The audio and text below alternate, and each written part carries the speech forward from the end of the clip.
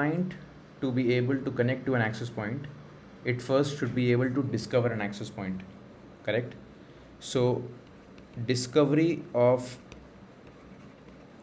an AP is very important by the client. It does passive scanning and it does active scanning. Okay. In passive scanning,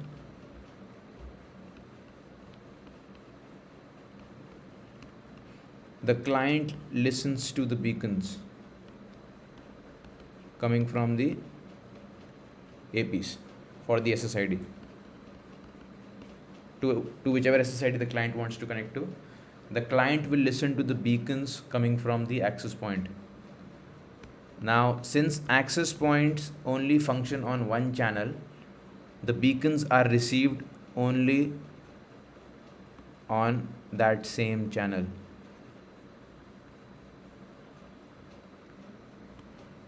Right? Only on that one channel.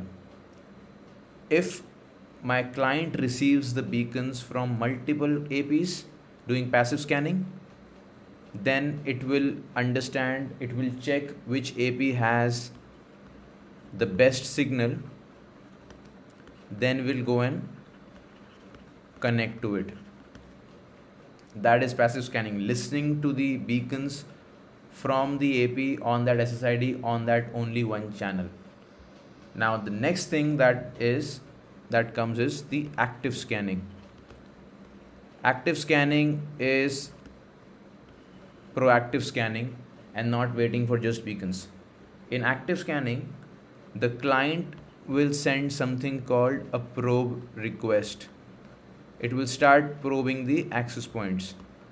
It's a management frame. Probe request is sent by the client to the APs, and since the client is capable of working on multiple channels, it will skip channels and send probe request on all the channels. So any AP that is on any channel gets a request from the client, a probe request, is in a position to reply. Now the probe requests can be of two types. If the probe request obviously has one SSID field in it. Now if the client wants to connect on a specific SSID, so in the probe request it will add the SSID name, and then send it out. This is called a directed probe request. Directed probe request, because it is telling the AP, I want to be directed towards this SSID only. If the client is just sending a probe request and is okay to connect to any SSID, then it will leave the SSID blank. That probe request will be called a null probe request. Okay, that is going to be called a null probe request. Now the advantage here is that it is sent on all the channels. By the way, active and passive scanning, they are happening together in the network. They can coexist and the client can do both types of scannings. Okay.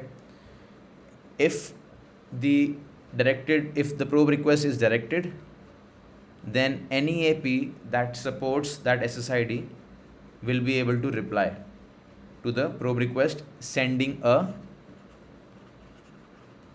probe response. Okay. And if the client sends a null probe request, which means there is no SSID information, all the APs that hear the request will send a probe response. Now depending on the signal strength or other characteristics of the AP, the client can go and connect to whichever AP he wants to connect to. Right? Now this is what passive and active scanning means. That now when a client wants to discover an access point, it does it by these two methods, and these two methods are working simultaneously in each network. Cool. So I hope that makes sense.